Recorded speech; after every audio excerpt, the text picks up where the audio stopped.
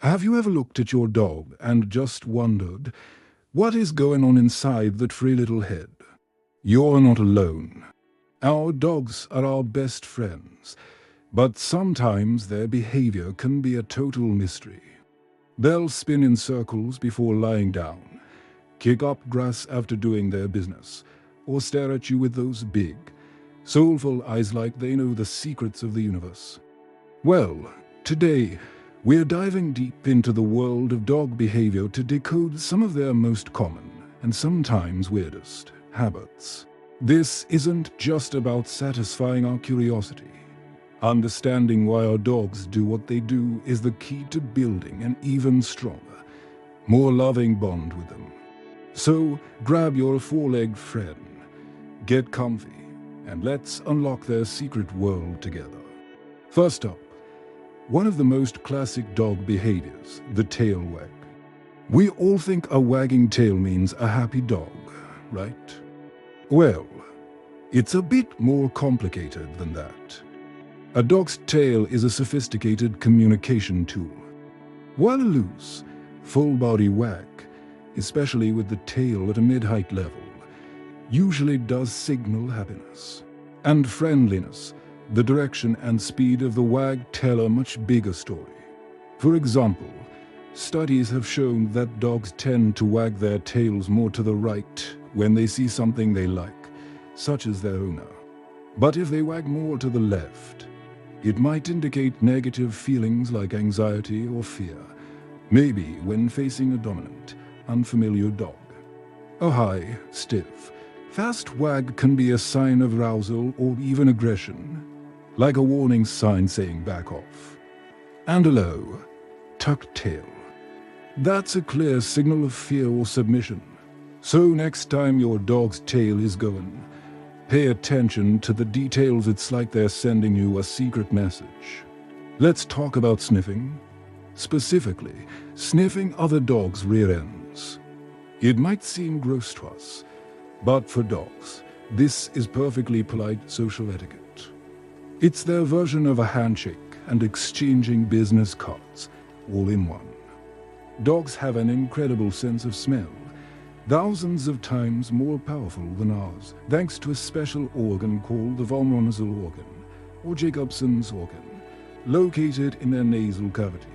When a dog sniffs another dog's rear, they're gathering a huge amount of information from the scent glands located there. They can tell the other dog's gender, diet, emotional state, and even if they're a stranger or someone they've met before. It's a complex chemical conversation that we can't even begin to imagine. So, while we might find it a bit awkward at the dog park, it is a vital and natural part of how dogs get to know each other and navigate their social world. Let them sniff. Have you ever seen your dog meticulously circle a spot, sometimes multiple times, before finally plopping down for a nap? This isn't just your dog being indecisive about the comfiest spot on the couch. This behavior is a fascinating leftover from their wild ancestors. In the wild, before dogs were domesticated and had plush beds, they had to make their own. Circling round would have helped them flatten down tall grass, leaves, or snow to create a softer, more comfortable nest. It also served as a way to scare away any hidden critters like snakes or insects that might have been lurking in the vegetation. And there's one more reason. By circling, they could check their surroundings for any potential threats and align themselves with the wind to detect approaching predators or prey. Even though your living room is perfectly safe, this ancient instinct is still deeply ingrained in your dog's DNA. Another one that puzzles many owners is kicking their back legs after they've gone to the bathroom. Are they trying to bury it? Not exactly. While it might look like they're trying to cover their mess, they're actually doing the opposite. They're spreading their scent even further.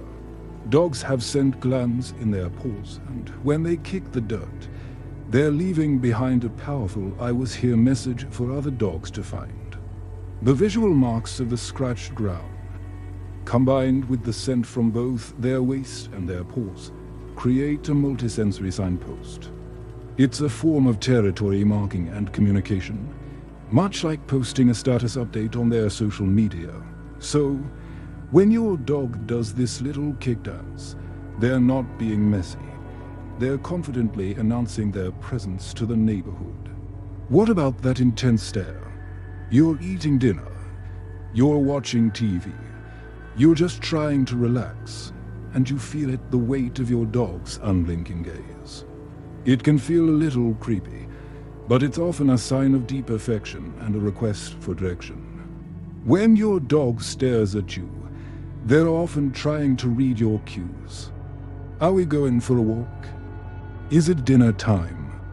Are you going to share that piece of cheese?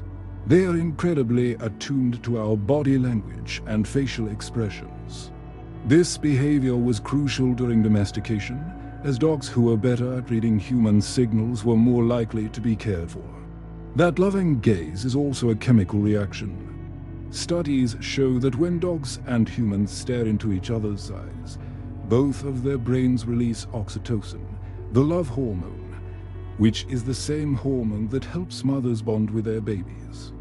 So, that stare is literally a form of bonding. Of course, if the stare is accompanied by a stiff body, it could be a warning. But in a relaxed context, it's a beautiful sign of the connection you share. Let's move on to sounds. The head tilt.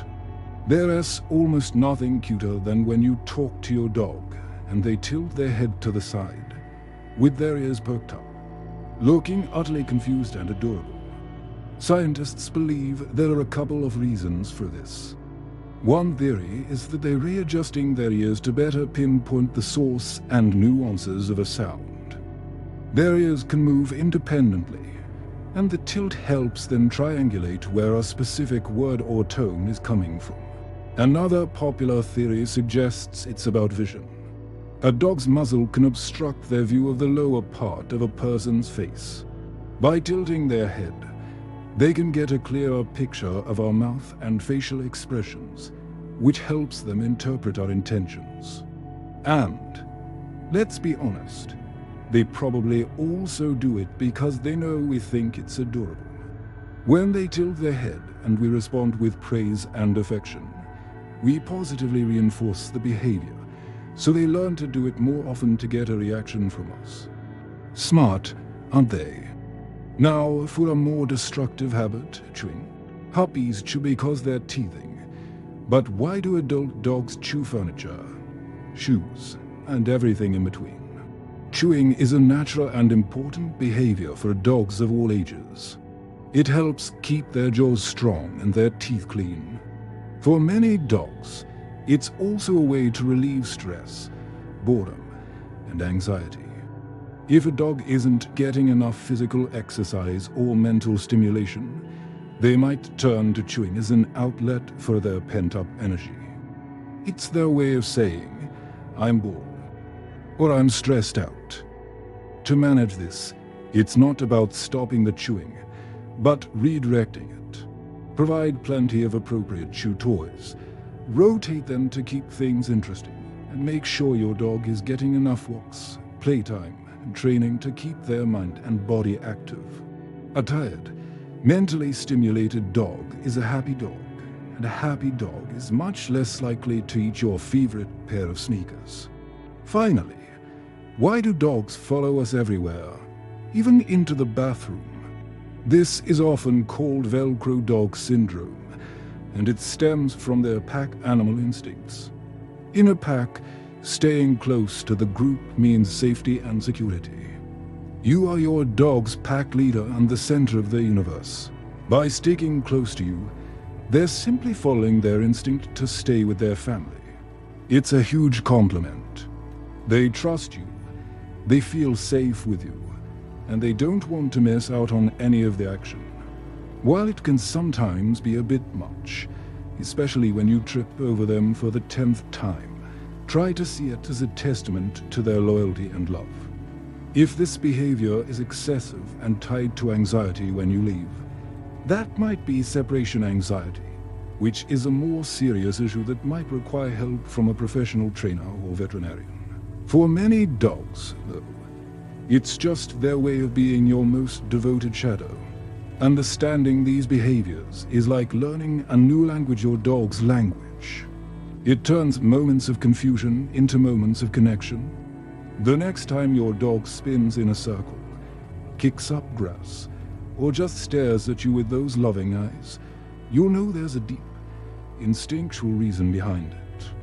You'll see them not just as a pet, but as a complex creature with a rich inner world shaped by thousands of years of evolution. By paying attention and understanding their needs, we can make their lives happier and our bond with them unbreakable. Thank you so much for joining me on this journey into the canine mind. I hope this helps you appreciate all the quirky, wonderful things that make your dog who they are. What's the weirdest thing your dog does? Let me know in the comments below.